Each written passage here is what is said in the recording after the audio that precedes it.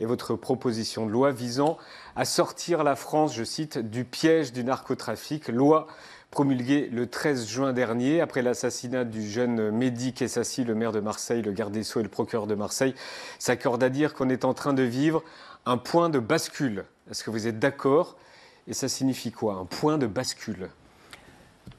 On va attendre les résultats de l'enquête pour savoir exactement ce qui s'est passé. La réalité, c'est que les mécanismes que nous avons décrits dans la commission d'enquête posent un décor qui amène à ce qu'on constate aujourd'hui.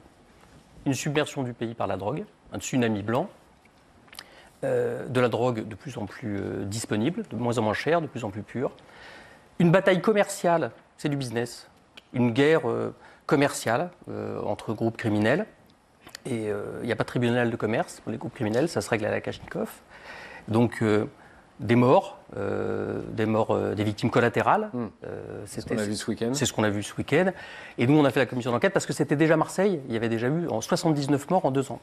Et donc, on se rend compte que tout ce qu'on a vu en 2022-2023, ce que la commission d'enquête a décrit, ça s'est aggravé aujourd'hui, avec maintenant des rapports qui décrivent une déstabilisation des institutions. Europol dit ça, l'Office français anti-stupéfiants dit ça, des jeunes de plus en plus concernés, de plus en plus impliqués, un chiffre d'affaires qui monte. Et puis, pour terminer, on nous parle aussi de l'apparition d'une contre-culture criminelle.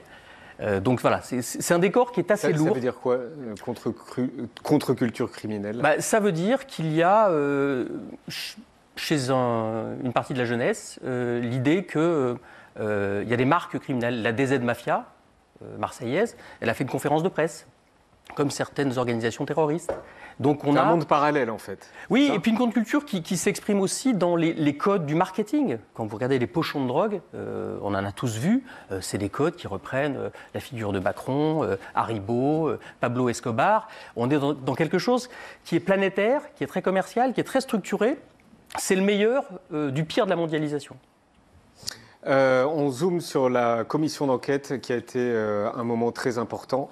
Ouais, Paul. une commission d'enquête que vous avez présidée, Jérôme Durin, et dont le titre résume l'objectif: sortir la France du piège du narcotrafic. Cette commission, elle a été lancée il y a 2 ans, presque jour pour jour, et on ne peut pas dire que vous avez chômé, puisque votre commission sur le narcotrafic, c'est 169 jours de travaux au Sénat et 4 jours de commission des lois à l'Assemblée. Plus de 150 personnes auditionnées. Voici une liste non exhaustive. L'ancien ministre de l'Intérieur Gérald Darmanin, l'ancien garde des Sceaux Éric Dupond-Moretti, l'ancien ministre de l'Économie Bruno Le Maire, ainsi que des hauts fonctionnaires comme Christian Rodriguez, le directeur général de la Gendarmerie nationale, Stéphanie Cherbonnier à la tête de l'Office anti-stup ou le directeur général de la Police nationale, Frédéric Vaux. Vous avez également entendu des experts comme l'ancien procureur général près la Cour de cassation François Molins, le professeur de criminologie Alain Bauer ou plus surprenant, l'ancien trafiquant Émile Diaz, dit Milou. Et je vais vous inviter à prêter serment de dire toute la vérité, rien que la vérité, à lever la main droite et à dire « je le jure ». Je le jure. Je le jure. Je le jure. Je le jure. Je le jure, Monsieur Merci. le Président.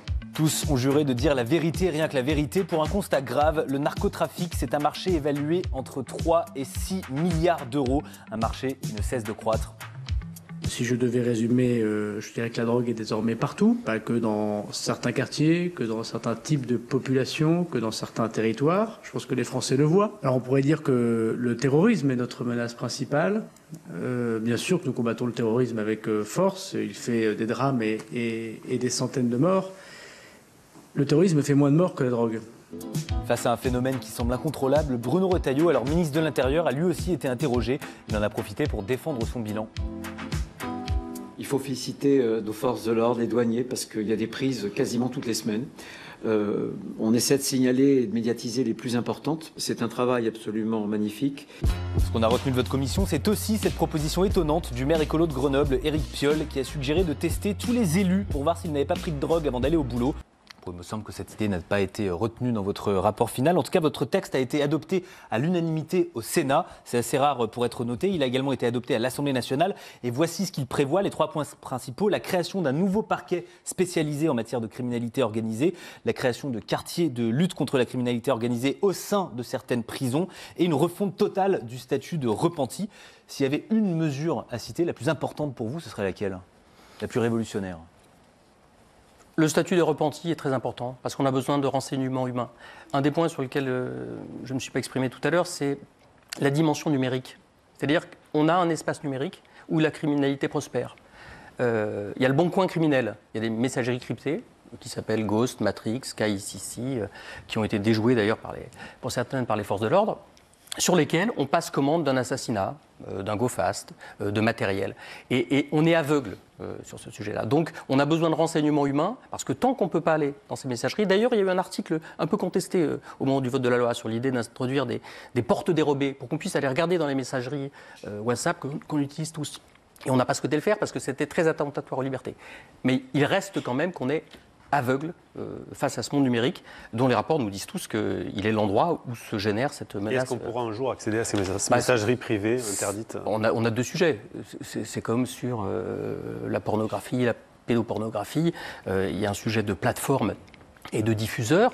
Et là, il y a des lois internationales qui s'opposent à nous. Et puis, il y a ce qu'on est capable d'accepter. Moi, je viens d'une famille politique où on était un peu réservé. On a poussé les feux sur la dimension répressive parce qu'elle est nécessaire. Mais en revanche, il y a des limites qu'on n'a pas encore franchies. Sans doute tant mieux, mais les enquêteurs voudraient qu'on aille plus loin. Donc ça, c'est un des prochains débats. Au sujet de la mort de Mehdi Kessassi, on entend ces termes. Assassinat d'avertissement, assassinat d'intimidation. Est-ce que c'est nouveau ? C'est possible. Bon, on a déjà eu des assassinats de juges dans ce pays. Le juge Michel a été assassiné. Aux Pays-Bas, on a eu un journaliste qui a été tué, un avocat, la famille royale menacée, le Premier ministre menacé. En France, on a eu un avocat qui a été menacé, un procureur, la directrice des Baumettes et son adjoint. Il y a eu des attaques coordonnées contre des agents pénitentiaires, des établissements pénitentiaires. Donc, j'allais dire, c'est dans la logique des choses. On ne sait pas si c'est ça. Mais ça se pourrait, parce que, par exemple, la Mokromafia, la mafia marocaine qui exerce ses talents en Belgique et aux Pays-Bas, elle est entrée en confrontation avec les institutions publiques. Et donc, c'est tout le sujet de ce thème de la déstabilisation des institutions, c'est est-ce que les organisations criminelles veulent aller au combat, montrer leur force, veulent intimider, ce qu'elles font déjà par le bas, par la corruption. Voilà, c'est ça, j'allais vous en parler. Vous parlez de la corruption des élus locaux. Alors, les élus locaux, on parle de menaces pour l'instant. Ce dont on est sûr... Pas de corruption ? Ça peut exister, mais si c'était avéré, c'est difficile à démontrer un pacte corruptif. Donc on peut dire... c'est une crainte que vous avez ? C'est une crainte. C'est le président de la Commission nationale des comptes de campagne a dit attention les élections municipales, il y a ce risque-là. La corruption, ça existe déjà aujourd'hui. C'est des gendarmes, des policiers, des douaniers, des agents portuaires, des agents de préfecture, des gens qui peuvent faciliter le trafic, faciliter le commerce, ou assurer l'impunité des criminels. Mais on a le sentiment que ça peut monter parce qu'il y a un chiffre que je veux vous donner. Le problème, c'est la cocaïne. Sa production a été multipliée par 4 depuis 10 ans. On en saisissait 5 tonnes en 2014, on en saisit aujourd'hui 50 tonnes. Mais pour que ça soit rémunérateur, il suffit que 10% arrivent à destination, arrivent en France pour qu'elle soit rendue. 90% de marge pour les organisations criminelles. Donc avec cet argent, on peut corrompre, on peut soudoyer, on peut investir dans la technologie. On peut, mais est-ce qu'on le fait ? Parce que parler de la corruption, c'est choquant en quelque sorte. C'est vrai. Est-ce que vous pouvez dire qu'en France aujourd'hui, il y a de la corruption ? Oui, il y a de la corruption. Et d'ailleurs, les premières auditions qu'on a eues avec le DGPN, directeur de la police nationale, ou le DGGN, il nous disait, gendarmerie nationale, oui, pas sûr. Et puis après, on les a revus, ils nous ont dit, c'est vrai. Et après, les ministres disent, on a des signalements. Mais ça débouche sur des instructions judiciaires ? Oui, bien sûr. Et puis on commence d'ailleurs à mettre des dispositifs. Des fonctionnaires qui sont condamnés, des élus qui sont condamnés ? Des élus peu, parce que... Des fonctionnaires sont condamnés ? Il y a des fonctionnaires de police qui sont condamnés. Il y a régulièrement des gens qui sont pris. Il y en a eu, par exemple, en Guyane, puisqu'ils facilitaient l'arrivée de la drogue, la police de l'air et des frontières. Ce qui est intéressant pour les criminels, c'est d'avoir ceux qui ouvrent les portes. Oui, non, ça, sur le plan théorique, on le comprend. Ah non, mais c'est pas sur le plan théorique, c'est comme ça que ça marche. Pratique. C'est comme ça que ça fonctionne. Mais ce qu'on comprend en vous écoutant, c'est que c'est eux qui ont le pouvoir, donc c'est dangereux de s'opposer à eux. Si on refuse d'être corrompu, on se fait descendre. C'est tout le sujet de ce qui se passe à Marseille. Est-ce qu'on en est là ou pas ? En tout cas, il est évident que la corruption, c'est toujours deux choses. C'est plata au plomo. Comme disent les Sud-Américains, c'est l'argent ou le plomb. Et donc, on a une dimension d'appât du gain, et puis il y a une dimension de menace. Et ça, les fonctionnaires en témoignent. J'ai vu une douanière qui m'a dit « Mes collègues changent tous les jours de chemin pour aller au boulot, de peur d'être pris ou d'être suivis. » Et on a des gens qui se font proposer de l'argent pour les badges sur une installation portuaire. Les cas sont malheureusement c'est pas des centaines de milliers de personnes, mais il n'y a pas besoin de tant que ça pour... Justement, vous parlez des dockers, on va voir des images du port du Havre, 2% seulement, 2% C'est ça. seulement des conteneurs seraient fouillés. Et je crois que la visite du Havre a été un choc pour vous. Sur le port du Havre, je discutais avec des douaniers, et puis je leur disais, quand même, c'est vrai que 150 000 euros pour déplacer un conteneur, puisque c'est ce qui est payé en liquide, pour déplacer un conteneur, faciliter l'extraction, c'est beaucoup. Et le douanier m'a dit, vous savez, les dockers, ils sont mieux payés que nous. Hein. Donc ça veut dire que les agents pénitentiaires qui sont aussi victimes de corruption, forcément, quand il y a à la fois la menace et qu'on leur dit, dis donc ta fille, son cours de danse, c'est bien tous les soirs à 17h, bon, on a compris qu'il valait mieux pas jouer. Et donc, comme me l'ont dit, moi j'ai fait pas mal de conférences dans le pays pour parler de ça, comme me l'ont dit certains agents, quand c'est la famille ou le boulot, voilà. Vous avez été menacé, vous? Non. À quoi ont servi les opérations que Gérald Darmanin a menées pendant 4 ans? Il y a eu beaucoup de médiatisation autour de « nous allons réduire 1 point de deal par jour ». Et puis après, les opérations XXL. Est-ce que ça a servi à quelque chose? Oui, mais pas suffisamment. Mais ça a servi à quelque chose? Un petit peu. Il y avait 4000 points de deal il y a 3 ans. Il y en a 2700 aujourd'hui. Non, parce que ce n'était pas suffisamment judiciarisé. Il y a un sujet sur lequel j'ai travaillé au Sénat 2 reprises, c'est la question de la police judiciaire. Le problème qui est le nôtre aujourd'hui, c'est qu'on arrive à attraper les petites mains, les gamins qui sont impliqués dans les trafics, ceux qui sont en bas. En revanche, les gros bonnets, ceux qui pilotent les trafics, qui sont à Dubaï, dans d'autres pays, qui sont tranquilles avec leurs avoirs criminels, on n'arrive pas à les avoir. Et les petites mains, les fantassins du trafic, elles sont interchangeables. Alors que ceux-là, c'est eux qu'il faut aller chercher. Et comme on a des services d'investigation qui sont malheureusement déstructurés par une réforme qui a eu lieu il y a quelques années, je pense qu'on n'est pas outillé suffisamment pour aller les chercher. Mais concrètement, il y a combien de gros bonnets? Il y a combien de gros bonnets en France? Il y a combien de gros bonnets à Dubaï? Il y a combien de gros bonnets en prison? L'OFAST a une 50aine de cibles prioritaires. On dit qu'il y a 100 familles qui tiennent. Où ça? Familles, à l'étranger, principalement. Certains en prison, certains étaient en prison, les autres sont à l'étranger. On a une centaine de familles qui tiennent. À Dubaï, notamment, oui, en Afrique du Nord aussi. En Afrique du Nord? En Afrique du Nord, à Dubaï essentiellement. Et en France? En France, on dit que donc une centaine de familles, 250 000 personnes qui viendraient collaborer, qui vivent. Vous dites famille, c'est quoi? Famille, organisation. C'est souvent un cadre familial, mais c'est organisation locale. Donc c'est pas une mafia, c'est des groupes criminels. Ce qui rend d'ailleurs les investigations complexes. Et sur des phénomènes comme ceux de Marseille, difficile de dire c'est la mafia, c'est des groupes criminels qui parfois d'ailleurs collaborent entre eux, qui sont parfois internationaux. On a par exemple des Albanais qui sont très efficaces, des Nigérians qui sont... il y a des spécialités criminelles. On sait par exemple que les drogues de synthèse, elles sont fabriquées en Pologne. Et d'ailleurs, il y a de nouvelles menaces. Là, aujourd'hui, c'est la cocaïne. Qui vient d'ailleurs en Europe parce que le marché nord-américain est saturé par le fentanyl. Donc c'est plus rentable d'amener la cocaïne ici. Ça vient d'ailleurs par les territoires d'outre-mer, Antilles, Guyane, qui sont particulièrement touchés, nos territoires. Donc si je dois résumer, c'est une dizaine de familles et une centaine de familles et 250 000 personnes qui vivent du narcotrafic. C'est ça, c'est les chiffres qu'on a eus. Ouais. On connaît les gens, mais on n'a pas les éléments pour les arrêter, pour les mettre hors d'état de travailler. Tout le sujet de la loi et du constat de la commission d'enquête, c'était de dire, sur le terrorisme, on a su être aligné. Tout le monde se parle, tout le monde échange l'information. Sur le narcotrafic, on n'y arrivait pas. C'est pour ça qu'on a proposé un état-major répressif où tout le monde se parle, les douaniers, les gendarmes, les policiers, les services fiscaux, pour garder un peu les comptes en banque, et puis un parquet national anticriminalité organisée qui va naître début janvier.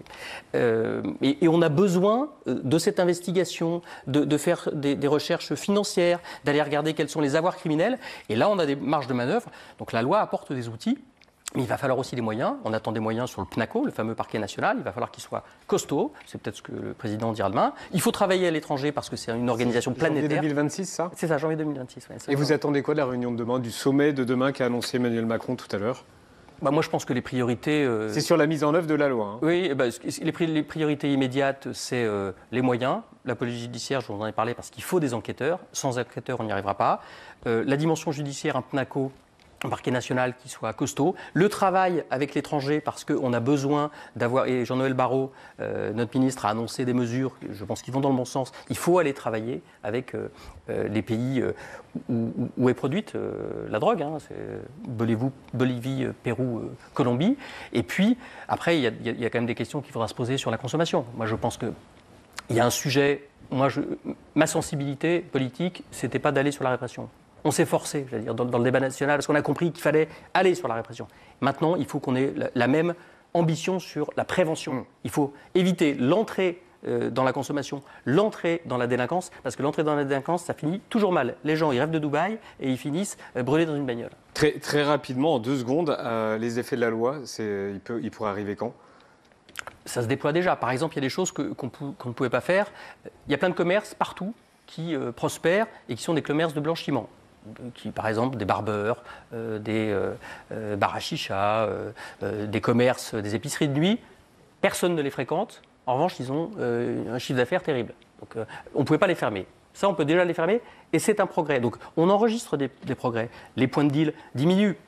Mais je pense que pour que tout ça donne sa pleine mesure, il faut des moyens humains. Et puis, moi, j'attends la grande loi de prévention qui permettra aussi d'aller chercher les consommateurs. Pas sur le registre, tous les consommateurs sont des criminels, parce que c'est n'importe quoi. Le type qui fume son pétard le samedi soir, certes, il est dans une consommation d'un produit illégal, mais ce n'est pas un criminel. Donc il faut aussi qu'on explique aux gamins qu'il ne faut pas fumer. Le THC d'aujourd'hui, la molécule du cannabis, c'est parfois dosé à 30 ou à 50. Celui de leur papa ou de leurs grands-parents, c'était 5%. Donc vous pouvez dire, vas-y, c'est cool. Bah, c'est plus très cool, tous ces sujets-là. Moi, j'ai longtemps hésité entre la dépénalisation et la légalisation. Après la commission d'enquête, j'avoue que je pense qu'il faut un débat dans le pays pour qu'on sorte de l'hypocrisie, ça c'est sûr. Est-ce qu'il faut aller jusque-là? Aucun modèle international ne prouve encore que ça produise des résultats contre la criminalité qui sont intéressants.